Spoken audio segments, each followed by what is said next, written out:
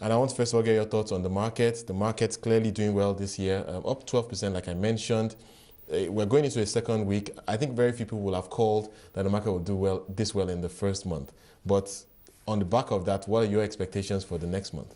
Yeah, I think it's going to continue to rally. I think we've seen 12% year to date, but even if you look at it year on year, from last year to this year, it's done like 56% or something around that. It's the third best performing exchange, or second best right now in Africa. So, we're really excited. There are definitely a lot of opportunities. We're going to see a lot of transactions, both capital raising and mergers, that are going to keep pushing our market to rally. Even the banks are going to look to acquire some of those nationalized banks, and that might push more of the rallying we've been seeing. So there are definitely a lot of opportunities. So things looking good so far. We'll come back to the discussion around M&A, and you did mention the banks just now. But I want to get your thoughts on the news flow around Henry Oka. His sentencing is expected in South Africa for the role that he's thought to have played in the bombings in Nigeria about 2 years ago.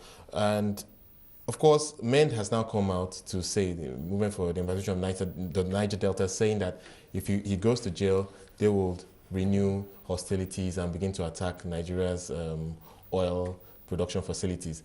Your thoughts on how investors view such news? Because we've seen the market rally. Last year, of course, we saw a lot of terrorist attacks across the country, but that didn't seem to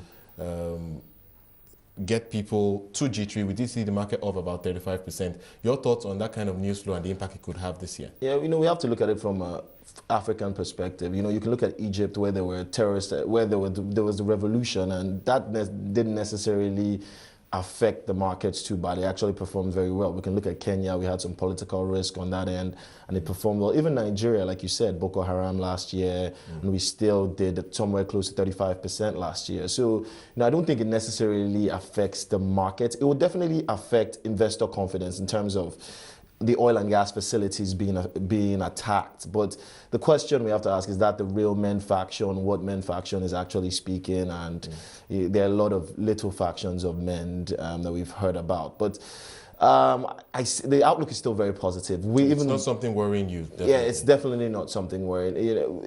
I think the government has done a good job actually rallying MEND into the fold.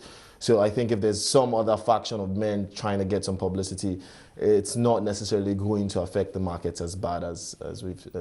Okay, we'll see how that plays out. But let's now talk about M&A activity. I know we spoke about this last year, and I want to get your thoughts on. Maybe we can even start by hearing more about the deal pipeline that you're anticipating this year. You mentioned the banks. I think one of the banks that we anticipate will be part of that discussion will be the AMCON-owned banks. That's Keystone, Main Street, and Enterprise Bank.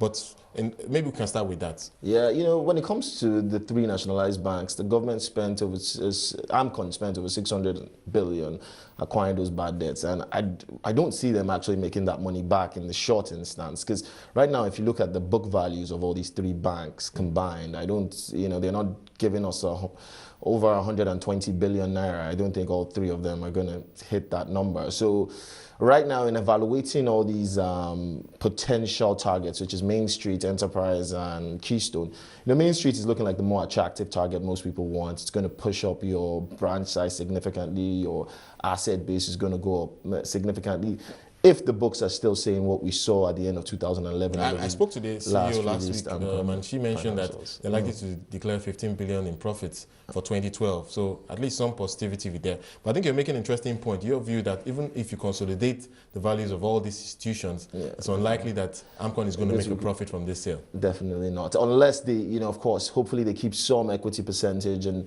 over the years they divest once these banks are back into full operation. But there's definitely been a lot of interest, both in that sphere and even in in the insurance sphere. We've heard there's likely to be consolidation both in the insurance space this year, and consumer goods. A lot of backward integration we're going to be expecting in that space, but it's mostly going to be foreign firms targeting more private, not listed entities. So more private entities that can give them good returns. Last year, we saw a few high-profile deals: Dangote Cement, Dangote Flour and Tiger Brands, UACN, Tiger Brands. So quite a few interesting deals from offshore investors. Do you anticipate any major high-profile deals in the pipeline, say for instance in the first half of this year? No, I don't see any. You think it's going to be more local? Yes, I think there'll be deals, but there's a lot of private activity going on now, not necessarily listed acquisitions that we're going to see in the first quarter. Now, in the second quarter, we might see something. You know, Tiger Brands is definitely on the hunt. We know they're looking at different things, and there's an opportunity in the pharmaceutical space. If you look at this, top South African pharmaceutical players are definitely putting an eye on our key pharma players here. So definitely there's a huge opportunity there, which could lead to some rallying in the markets for some of those. What about in the oil and gas space? I would have thought that's somewhere that we see a lot of deals as well.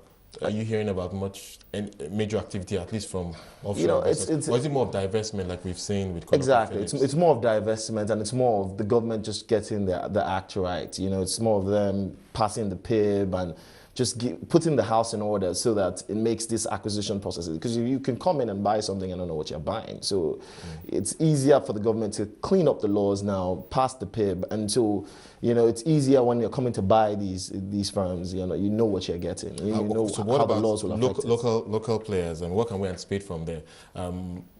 What I'm hearing a lot these days is that there's a lot of local interest in scaling up activity in the oil and gas space. So that's one place where we may see some acquisitions from local players. Local players are definitely making a move. They're looking at acquiring some downstream assets, but I think the issue is still going to be capital. Capital raising is key. Every day we deal with hundreds of clients in need for capital raising. We're currently trying to get them that financing at good rates. You know, we know what the rates are saying right now, both debt and equity. What kind of mix do they want? So these aren't cheap assets. These are very expensive assets that, you know, that will require very intense due diligence. How do you view the IPO market this year? Do you think we'll see an IPO in first half, second half? When is that likely to happen?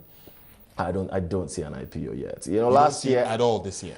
Or you think this is something we should expect in 2014? 2014. You know, I think last year was, you know, we didn't see an IPO last year. So, and this year many will argue that the market really took off in the second half of last year. We've seen a huge rally. This year is already up 12%. When we look at the consumer space, we're seeing some reasonably, but some people seem to say very rich valuations. IPOs are correlated to investor confidence, and I think that's the issue. You know, investors are slowly coming back. But when you look at our markets, mostly foreign investors that are doing most of the buying. You know, but many will argue that that's where you will sell to. The foreign investors are very aggressive about Nigeria. We've seen volumes significantly rising on the market. 6 billion naira worth of trades on Friday. We're beginning to see the average move closer to 4 billion, 5 billion, as opposed to 2 billion that we saw in, say, December. But the valuations aren't right. It's not the time. You know, there are companies out there. There are the large conglomerates who are in cement. I'm not going to mention any names. Some of them are looking at doing an IPO. But, you know, they're just like, these valuations aren't right. If we come to the market now, we're not going to get those Dangote type numbers that Dangote got back then. So it's all about coming in and getting that premium valuation. Now you could do a PPL, which is a private placement and a listing, which means you go out, you get a feel for what the market is saying internationally, and then you come back and list. So, you know, that kind of strategy is what's going to happen, which is why I pushed it back to 2014. Okay, let's put it this way. We saw the cement players do very well last week. We saw the brewers do very well last week. We're beginning to see fairly rich valuations in the brewery sector.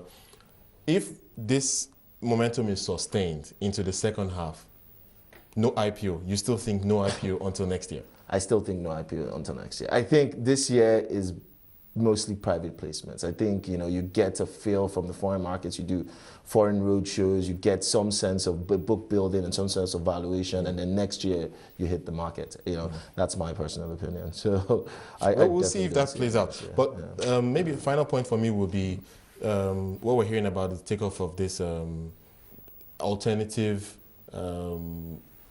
board, similar to the NASDAQ in the States, where private companies can get some kind of listing, not listed, of course, on the markets, but an opportunity for people to trade those stocks outside the markets. And I think that's something that's pretty exciting for this year. How do you see that taking off? That's good news. That's good news. There's so many people with so many securities. There's so many firms who did the private placement back then, or so many firms who are just looking for a way to sell and trade securities, and they can't actually go on the exchange right now. I think it's great news. I think it's going to really pick off.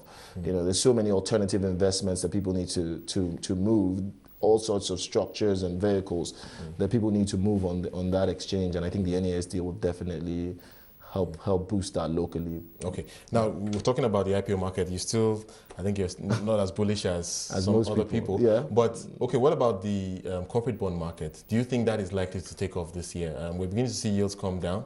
Do you think that that's something that people will begin to explore as an alternative to raise capital? Yes, I do. I think if you looked at, there've been some bond issuance, corporate bond issuances. I think there's actually more of a positive note on that side of things. You know, in the corporate bond market, I actually see a very positive. You know, yields are coming down, like you said. There's a positive trend that we're going to see. There might be more corporate bonds, and there are a couple of. To look at our top 10 companies on our exchange, the Guinnesses of the world, the Dangotes. You know, there's a huge chance, and the Owandos, there's a chance they will actually opt for the corporate bond. Interesting, you make a point about Owando, because we know that the company is really has really piled up some debt in its acquisition. Maybe that's one company that we'll see do a corporate bond issue this year. Let's leave it there. Thank you so much, Akinola. We really have to wrap up now. Akinola Jones from Primera Africa giving us his thoughts on the market.